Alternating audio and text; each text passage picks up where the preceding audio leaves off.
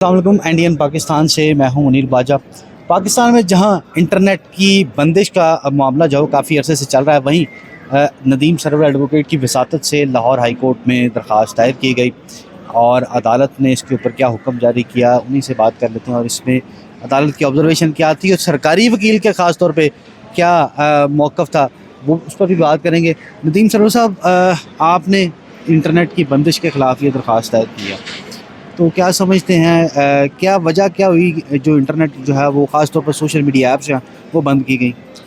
सबसे पहले तो मैं आपको बताता चलूँगा, ये जो केस फाइल किया गया है इसके पीछे बहुत से जो है एलिमेंट्स थे, जिसमें सबसे जो अहम चीज़ थी वो ये थी कि लोगों का जो फंडामेंटल राइट है प्रोफेशन का और बिज़नेस का, वो बुरी तरह से मुतासर हो रहा है। दुनिया जो है डिजिटलाइज हो रही है और हमारा मुल्क जो है पत्थरों के दौर में वापस जा रहा है। तो हमारी जो एक इकॉनमी है वो बहुत ज़्यादा रिलाई करती है इस पे, इंटरनेट पे, और इंटरनेट पे जो है शट डाउन होने की वजह से बहुत से मसाइल पैदा हुए हैं, जहाँ लोगों की अर्निंग जो है मुतासर हुई है। उसके अलावा यूट्यूबर्स की अर्निंग मुतासर हुई? सारे यूट्यूब तो वर्क कर रही है एक्चुअली ठीक, लेकिन जो दूसरे फाइवर्स, अपवर्क या दूसरे प्लेटफॉर्म्स हैं जिनको इन्होंने स्लो किया हुआ है, उसकी वजह से जो है ये मसला पैदा हुआ है। तो बेसिकली कोर्ट में जो है आज हेयरिंग हुई थी, तो सुबह जो था अटॉर्नी जनरल ने कहा था कि असिस्टेंट अटॉर्नी जनरल ने कहा था कि हम इंस्ट्रक्शन लेके आएंगे। तो सेकंड हाफ में अभी केस दोबारा रिज्यूम हुई हेयरिंग, तो उन्होंने इंस्ट्रक्शन लेके आए, कहा कि ये मैटर जो है पीटीए से रिलेट करता है, जिस पर अदालत ने कहा कि ये मैटर पीटीए से नहीं बल्कि फेडरल गवर्नमेंट से रिलेटेड है। बिल्कुल, उन्होंने कहा है कि ये तो मामला ही पीटीए और पीटीए खुद सारी अथॉरिटी जो है वो इस्तेमाल करता है, तो जिस पे अदालत ने भी बड़ी हैरानगी का इजहार किया कि ये कैसे हो सकता है कि पीटीए जो है वो खुद ही तमाम अख्तियारात इस्तेमाल करता हो। बिल्कुल ऐसे ही है। कोर्ट ने इस बात को बड़ा हैरानगी का इजहार किया और फर्दर जो बड़ी हौसला अफजा चीज़ थी, उन्होंने इस चीज़ पे अप्रिशिएट किया कि मतलब केसेस को किस तरह उन्होंने अप्रिशिएशन की कि ये मुफाद आमा का केस है, इससे फंडामेंटल राइट्स जो हैं लोगों के इन्फ्रिंज हो रहे हैं, लोगों का रोज़गार मुतासर हो रहा है, तो इसको बगैर ऑर्डर के आप किस तरह पास कर सकते हैं। बिल्कुल, ये अदालत ने कहा है कि ये मुफाद आमा का भी केस है और मुल्क की इकानमी जो है वो इससे जुड़ी हुई है। तो जैसे आपने कहा कि फाइवर, अपवर्क तो और दीगर जो एप्लीकेशंस हैं जिसके ज़रिए बिज़नेस जो है वो भी चलाया जा रहा है, तो क्या समझते हैं कि हुकूमत फिर ख़ुद ही इकोनॉमी के ख़िलाफ़ है?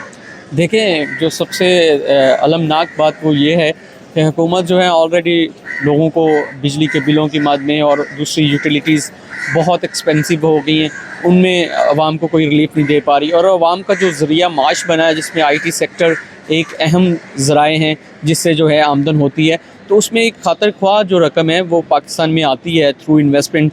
तो आप लोगों को जो है रोज़गार तो फ्राहम नहीं कर रहे, लेकिन उनसे एटलीस्ट उनका रोज़गार मत छीने, बल्कि उनको रोज़गार के मौके देने चाहिए। और इंटरनेट की जो है बंदिश, वो एक बुनियादी रोल है इंटरनेट का। ऑनलाइन ऑर्डर्स आते हैं, ऑनलाइन वर्क आता है, ऑनलाइन आप इवन बैंक की ट्रांजैक्शंस हैं या कोई भी आप चीज़ इस्तेमाल करते हैं थ्रू इंटरनेट।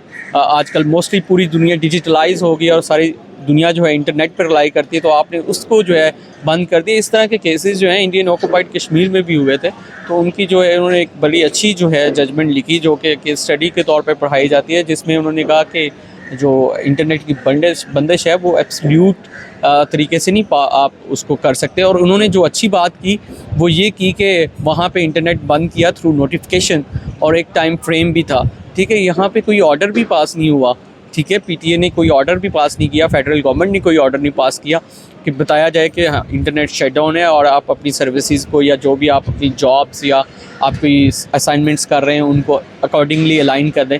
तो वहाँ पे ऑर्डर्स भी थे। उन्होंने कहा थे जो बंदिश है वो प्रोपोर्शनेट होनी चाहिए, इस तरह डेंजर हो। वहाँ पे तो टेररिज्म का ख़तरा था ना आपको, जब यहाँ पे भी डिजिटल दहशतगर्दी का खतरा जो है वो मंडरा रहा है। ये तो पता नहीं, एक नई टर्म्स कॉइन की है पाकिस्तान में, डिजिटल टेररिज्म की एक नई टर्म इजाद हुई है। तो मैं नहीं समझता कि आप जो है दहशतगर्दी जो है वो डिजिटलाइज दहशतगर्दी की टर्म मुझे तो समझ में नहीं आती। अच्छा नदीम सरवर साहब, आपने भी नोट किया, मैंने भी नोट किया है कि जब सुबह केस की हेयरिंग शुरू हुई थी, तो जो वफाकी हुकूमत के असिस्टेंट अटॉर्नी जनरल थे, उन्होंने कहा कि जी कुछ सर्वर जो है वो कुछ दिनों से डाउन था, तो उसको हम कर रहे हैं। 3 हफ्तों से सर्वर जो है वो डाउन था, उसको ख़राबी आ गई थी। और बाद में जब वो आए हैं तो उन्होंने कहा ये मामला जो है वो पीटीए का है और पीटीए ही इस पर सारी चीज़ें बता सकता है। तो ये उनके इस बयान को अदालत कैसे देखेगी जब ये मुनासिब ऑर्डर जो है वो जारी किया जाएगा? जी, उनका जो स्टेटमेंट है वो तो रिकॉर्ड होगी। सुबह उन्होंने जो स्टेटमेंट दी कि ये सर्वर डाउन है या इस तरह के कोई मामला आते थे, कोर्ट ने इस पे बरहमी का इजहार किया था और कहा था कि ऐसे कैसे पॉसिबल है, आप स्वीपिंग स्टेटमेंट दे रहे हैं, आपके पास कोई इंस्ट्रक्शंस हैं। जिस पर उन्होंने कहा कि मैं सेकंड हाफ तक इंस्ट्रक्शंस ले लेता हूँ। तो फिर जब इंस्ट्रक्शंस लेके आए, उन्होंने जो बयान दिया वो भी एक मुज़ायका केस था। अब जो कोर्ट है वो उनके बयान की रोशनी में जो फर्दर जो अप्रोप्रिएट ऑर्डर पास करने का कहा है वो करेगी और इंशाल्लाह मेरा ख्याल है इसमें कोई पॉजिटिव एस्पेक्ट्स की तरफ हम बढ़ेंगे। और ये क्योंकि फाजिल जज मिस्टर जस्टिस शकील अहमद ने ये भी दिया था कि ये चूँकि मुफाद आमा का मामला, तो इसमें अटॉर्नी जनरल पाकिस्तान को जो है वो भी नोटिस जारी किया जाएगा। तो आप ये तवक्को कर रहे हैं कि इसमें काफ़ी जो है वो पॉजिटिव जो है आपको इसमें कोई फैसला नज़र आ रहा है? जी बिल्कुल, कोर्ट के जो जस्टिस थे और एप्रिसिएशन थी वो काफ़ी पॉजिटिव थी और मुझे लगता है कि ये मामला जो है अच्छे तरीके से हल हो जाएगा, क्योंकि इसमें जो है बहुत सी चीज़ें एट स्टेक हैं। हमारे कॉन्स्टिट्यूशनल राइट एट स्टेक हैं, उसके अलावा हमारी इकॉनमी जो लिंक करती है और हमारे जो नौजवान हैं जो खासकर सोशल मीडिया ऐप्स के थ्रू बिज़नेस करते हैं, ऑर्डर टेकिंग करते हैं और उसके अलावा सर्विसेज प्रोवाइड कर रहे हैं फॉरेन कंट्रीज़ को और ज़रिए मुबादला के एक ज़खायर पाकिस्तान में लेके आ रहे हैं, उनके लिए कोई हौसला अफजा बात हो। अच्छा, आखिर में ये बताएं कि इसमें कोई फायरवॉल का कोई किरदार तो नहीं नज़र आता? कोई आपको कोई इतला मिली हो, कोई सरकारी वकील ने कोई बात की हो? जी, ये अगर देखें तो ये तो ब्लैक एंड वाइट में हैं ये बातें, ठीक है। फायरवॉल मिथ है, रियलिटी है, ये तो जब वो कोर्ट में रिपोर्ट सबमिट करवाएंगे तो बताएंगे कि क्या आया ये फायरवॉल की वजह से स्लो हुआ है या टेक्निकल फॉल्ट है या वट एवर डेलिबरेटली उन्होंने इंटरनेट ऑफ